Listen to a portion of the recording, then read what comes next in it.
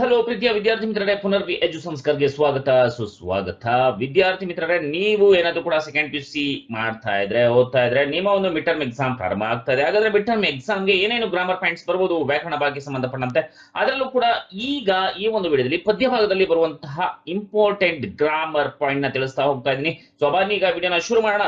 ಶುರು ಮಾಡೋದಕ್ಕಿಂತ ಮುಂಚೆ ಇನ್ನೂ ಕೂಡ ನೀವು ನಮ್ಮ ಚಾನಲ್ಗೆ ಸಬ್ಸ್ಕ್ರೈಬ್ ಆಗಿರ್ಲಿಲ್ವಾ?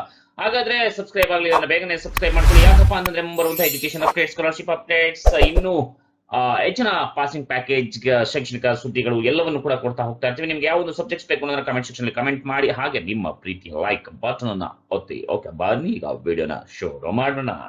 ಓಕೆ, ಈಗ ನೀವು ನೋಡ್ತಾ ಇದ್ದೀರಾ, ಇಲ್ಲಿ ನಾವು ಮೊದಲನೆಯ ಒಂದು ಪದ್ಯವನ್ನ ತೆಗೆದುಕೊಳ್ಳೋಣ. ಕದಡಿದ ಸಲಿಲ ಅಂತೇಳಿ ಅಂದ್ರೆ, ಸೊ ಇದರಲ್ಲಿ ಭಾಷಾಭ್ಯಾಸ ಆಸ್ ಯೂಶುವಲ್ ಇದ್ದೇ ಇರುತ್ತೆ.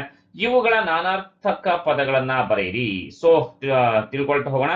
ಸೊ ಮೊದಲನೇದಿದೆ ಸೋಳ್ ಅಂದ್ರೆ ಸರದಿ ಸಮಯ. ಎರಡನೇದು ಕರ ಅಂದ್ರೆ ಕೈ ತೆರಿಗೆ. ನೆಕ್ಸ್ಟ್ ಮೂರನೇದು ರಾಗ ಪ್ರೀತಿ ಬಣ್ಣ. ನೆಕ್ಸ್ಟ್ ನಾಲ್ಕನೇದು ಕಳೆ ಅಂದ್ರೆ ಕಾಂತಿ, ಬಿಡು ಅಥವಾ ಬೇಡದ ಸಸ್ಯ ಅಂತ ನಾವಿಲ್ಲಿ ಹೇಳ್ತೇವೆ. ನೆಕ್ಸ್ಟ್ ಫಿಫ್ತ್ ಒನ್ ಬಗೆ ಅಂದ್ರೆ ವಿಧ ಮನಸ್ಸು. ಸಿಕ್ಸ್ತ್ ಒನ್ ದೊರೆ ಅರಸ ಸಿಗು ಅಥವಾ ಸಿಗುತ್ತದೆ. ನೆಕ್ಸ್ಟ್ ಸೆವೆಂತ್ ಒನ್ ಗಂಡ ಅಂದ್ರೆ ಪತಿ ಅಂತ ಹೇಳ್ತೀವಿ, ಹಾಗೇನೆ ಅಪಾಯ ಅಂತ ಹೇಳ್ತೀವಿ. ಇನ್ನು ಇವುಗಳ ತತ್ಸಮ ರೂಪವನ್ನ ಬರೀರಿ ಅಂತ ಕೇಳ್ತಾರೆ, ಹಾಗೆ ನೀವು ಬರೀಬೇಕಾಗುತ್ತೆ. ಜಸ ಅಂತ ಬಂದ್ರೆ ನೀವು ಯಶ ಅಂತ ಬರೀಬೇಕಾಗುತ್ತೆ. ಸೊ ಬನ್ನ ಭಂಗ ಭೀರ ವೀರ ಮೊಗ ಮುಖ ಈ ರೀತಿಯಾಗಿ ಬರೀಬೇಕಾಗುತ್ತೆ. ಇನ್ನು ಇವುಗಳಿಗೆ ಎರಡೆರಡು ಸಮಾನಾರ್ಥಕ ಪದಗಳನ್ನ ಬರೆಯಿರಿ ಅಂತ ಇದೆ. ಸೊ ಸಮಾನಾರ್ಥಕ ಪದಗಳನ್ನು ನೋಡೋಣ. ಪ್ರಮೋದ ಸಂತೋಷ ಆನಂದ ಸುಖ. ಇನ್ನು ಸಲಿಲ, ಸಲಿಲ ಅಂತಂದ್ರೆ ನೀರು ಜಲ. ಇನ್ನು ಮೂರನೇದು ವಕ್ರ ಅಂದ್ರೆ ಮುಖ ವದನ. ನೆಕ್ಸ್ಟ್ ನಾಲ್ಕನೇದು ನೀಲಿ ರಾಗ ಶಾಶ್ವತವಾದ ಗೌರವ ದೃಢ ಪ್ರೀತಿ ಸ್ಥಿರತೆ. ನೆಕ್ಸ್ಟ್ ಪರಾಭವ ಸೋಲು ಅಪಜಯ. ಕಡುಪ ಪರಾಕ್ರಮ ಶೌರ್ಯ ಅಂತ ನಾವಿಲ್ಲಿ ಹೇಳ್ತೀವಿ. ನಾಲ್ಕನೇದು ಈ ಪದಗಳ ಅರ್ಥ ವ್ಯತ್ಯಾಸವನ್ನ ಗುರುತಿಸಿ. ಕೇಚರ ಅಂತಂದ್ರೆ ಯಕ್ಷ ಅಂತ ಹೇಳ್ತೀವಿ, ಗಂಧರ್ವ ಅಂತ ಹೇಳ್ತೀವಿ, ಕಚರ ಅಂತಂದ್ರೆ ರಾಕ್ಷಸ ಅಂತ ಹೇಳ್ತೀವಿ. ಇನ್ನು ಪದ್ಯ ಎರಡು ಬಸವಣ್ಣನವರ ವಚನಗಳಲ್ಲಿ ಮಿಡ್ ಟರ್ಮ್ ಎಕ್ಸಾಮ್ಗೆ ನೀವು ಯಾವುದು ಗ್ರಾಮರ್ ಅಲ್ಲಿ ಬರ್ಬೋದು ಅನ್ನೋದನ್ನ ನೋಡೋದಾದ್ರೆ, ಸೊ ಈ ಪದಗಳ ನಾನಾರ್ಥಕಗಳನ್ನ ಬರೆಯಿರಿ. ಸೊ ಕೇಳಿದರೆ ಅರ್ಥ ಸುಮಾರು ಸಲ ಬಂದಿದೆ. ಹಣಕಾಸು ಶಬ್ದದ ಅರ್ಥ ಅಂತ ನೀವು ಬರೀಬೇಕಾಗತ್ತೆ. ನೆಕ್ಸ್ಟ್ ಹತ್ತಿ ಅಂದ್ರೆ ಅರಳೆ ಏರುವುದು. ನೆಕ್ಸ್ಟ್ ಏರಿ ಮಣ್ಣಿನ ಕಟ್ಟೆ ಅಂತ ಹೇಳ್ತೀವಿ, ಕೆರೆಯ ಏರಿ ಅಂತ ಹೇಳ್ತೀವಿ, ಮೇಲೇರು ಅಂತ ಇಲ್ಲಿ ನಾವು ಹೇಳ್ತೀವಿ. ಅದೇ ರೀತಿಯಾಗಿ ಸಮಾನಾರ್ಥಕ ಪದಗಳನ್ನ ಬರೀರಿ ಅಂತ ಕೇಳಿದಾಗ ಡಂಬಕ ಅಂದ್ರೆ ಡಾಂಬಿಕ ದೃಢ ಭಕ್ತಿ ಇಲ್ಲದವನು, ಮೋಸಗಾರ ವಂಚಕ ಅಂತ ಇಲ್ಲಿ ಹೇಳ್ತೀವಿ. ನೆಕ್ಸ್ಟ್ ಹಂದೆ ಅಂದ್ರೆ ಹೇಡಿ, ಅಂಜುಬುರುಕ ಭಯಗ್ರಸ್ತ. ಮರ್ಕಟ ಸಮಾನಾರ್ಥಕ ಪದ ಮಂಗ ಕೋತಿ ವಾನರ. ನಂಜು ಅಂದ್ರೆ ವಿಷ ಹಾಲಾಹಲ ಪಾಷಾಣ. ಇನ್ನು ನೆಕ್ಸ್ಟ್ ಉರ್ಲಿಂಗ ಪದ್ಯ ವಚನಗಳಿಗೆ ಹೋಗೋಣ. ಸೊ ಇದರಲ್ಲಿ ನಾನಾರ್ಥಕಗಳನ್ನ ಕೇಳಿದ್ರೆ ನಿಮ್ಮ ಮಿಡ್ ಟರ್ಮ್ ಎಕ್ಸಾಮ್ ಅಲ್ಲೂ ಕೂಡ. ಸೊ ನಾನು ಇಲ್ಲಿ ಏನ್ ಹೇಳ್ತಾ ಇದ್ದೀನಿ ಅದಷ್ಟನ್ನ ಮಾತ್ರ ನೋಡ್ಕೊಳ್ಳಿ ಗ್ರಾಮರ್ ಅಲ್ಲಿ. ನೆಕ್ಸ್ಟ್ ಗದ್ಯ ಭಾಗದ್ದು ಕೂಡ ತಿಳಿಸ್ಕೊಡ್ತಾನೆ. ಇದು ಪದ್ಯ ಭಾಗಕ್ಕೆ ಸಂಬಂಧಪಟ್ಟಂತ ಮಾತ್ರ. ತೊರೆ ಅಂದ್ರೆ ಹೊಳೆ ತ್ಯಜಿಸು. ನೆನೆ ಅಂದ್ರೆ ಒದ್ದೆಯಾಗು ಸ್ಮರಿಸು. ಲಘು ಅಂತಂದ್ರೆ ಚಿಕ್ಕ ಸ್ವಲ್ಪ. ಛಂದಸ್ಸಿನ ಪರಿಭಾಷೆಯಲ್ಲಿ ಒಂದು ಮಾತ್ರೆ ಕಾಲ ಅಂತ ಹೇಳ್ತೀವಿ. ಲಘು ಅಂದ್ರೆ ಬೇಗ ಅಂತ ಹೇಳ್ತೀವಿ, ಶೀಘ್ರ ಅಂತ ಹೇಳ್ತೀವಿ, ಹಗುರ ಅಂತಾನು ಕೂಡ ಇಲ್ಲಿ ನಾವು ಹೇಳ್ತೇವೆ. ಇನ್ನು ಗುರು ಅಂತಂದ್ರೆ ಹಿರಿಯ ಉಪಾಧ್ಯಾಯ ಅಂತ ಹೇಳ್ತೀವಿ. ಛಂದಸ್ಸಿನ ಪರಿಭಾಷೆಯಲ್ಲಿ ಎರಡು ಮಾತ್ರೆ ಕಾಲ ಅಂತ ಹೇಳ್ತೀವಿ.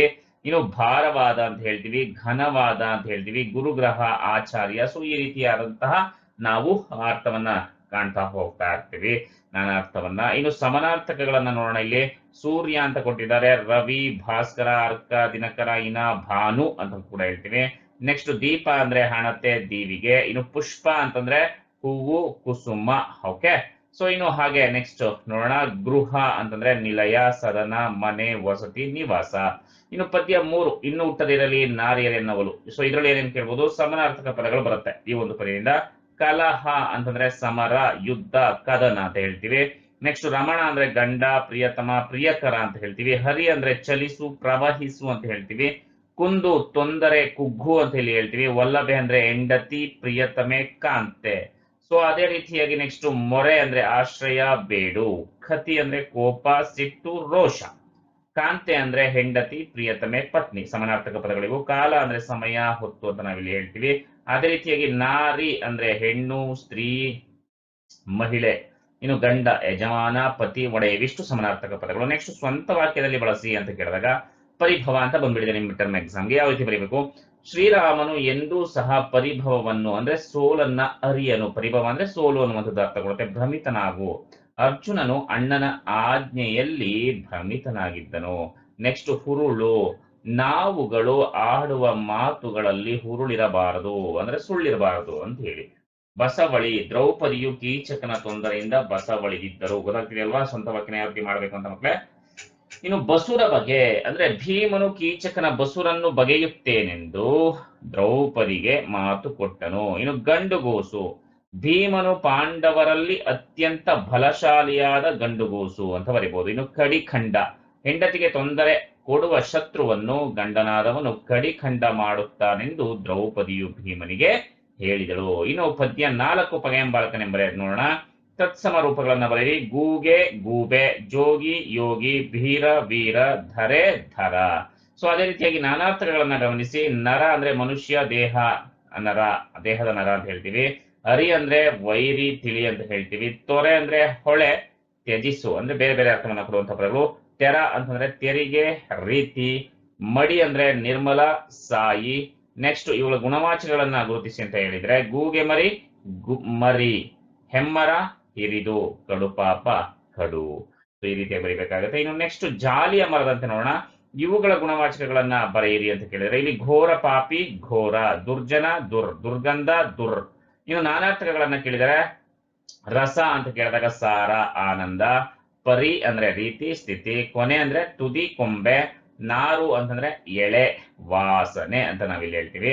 ಇನ್ನು ಸಮಾನಾರ್ಥಕ ಪದಗಳನ್ನ ಬರೆಯಿರಿ ಅಂತ ಕೇಳಿದರೆ ಧರೆ ಅಂತಂದ್ರೆ ಭೂಮಿ, ವಸುಧೆ. ಕುಸುಮ ಅಂದ್ರೆ ಹೂವು, ಪುಷ್ಪ.